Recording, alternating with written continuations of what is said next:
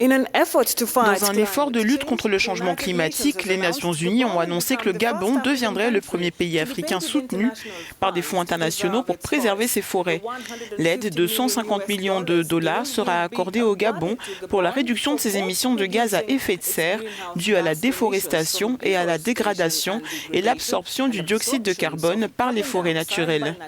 Pour l'initiative sur les forêts d'Afrique centrale, ce sera la première fois qu'un pays africain sera récompensé par d'autres pays pour la protection des forêts dont la planète entière dépend. Il convient de noter que le Gabon a été un chef de file en Afrique centrale dans la préservation de ces forêts tropicales humides, créant 13 parcs nationaux qui couvrent 11% du pays depuis l'an 2000.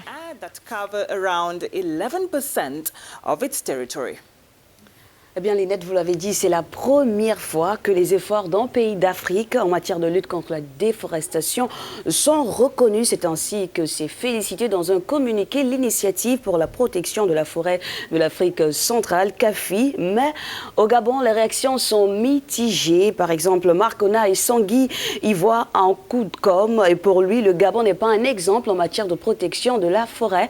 Quelles sont ces raisons? Nous allons tenter de les comprendre avec vous. Nous l'avons en ligne depuis Libreville. Lynette. That's correct, Ruth. We now speak to Marc Onaye Sangui. Et nous sommes maintenant en ligne avec Marc Onaye Sangui, qui est le fondateur de l'ONG environnementale Brain Forest à Libreville au Gabon.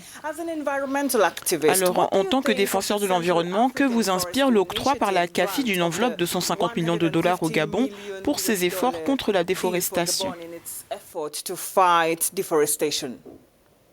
Je suis d'abord un peu surpris par cette annonce, tout simplement parce que le projet CAFI est un vieux projet qui est en discussion au sein de la société civile, par exemple. C'est un financement qui a démarré avec une première tranche qui couvre 5 ans pour 11 millions de dollars. Et dans cette phase-là, n'avait jamais connu un début d'exécution.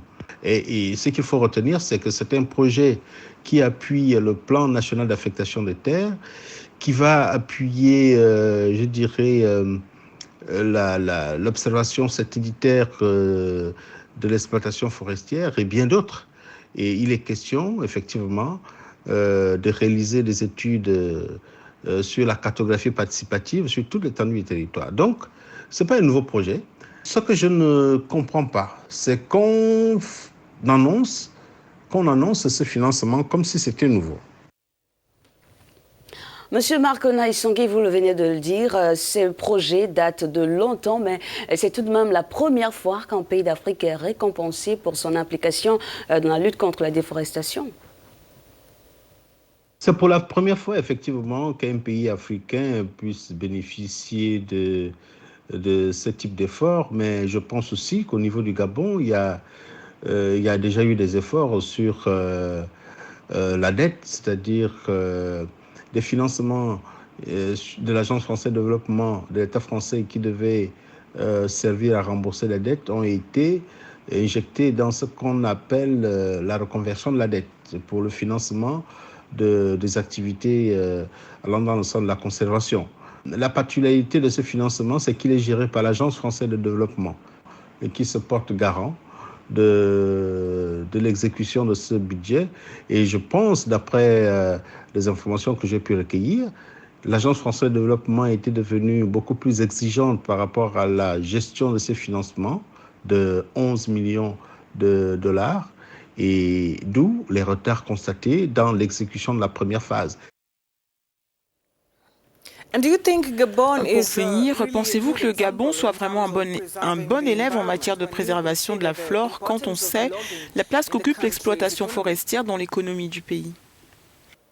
L'exploitation forestière reste importante au Gabon. Mais ce qu'il faut surtout retenir, c'est que 73% des permis forestiers attribués au Gabon ont été accordés aux entreprises chinoises.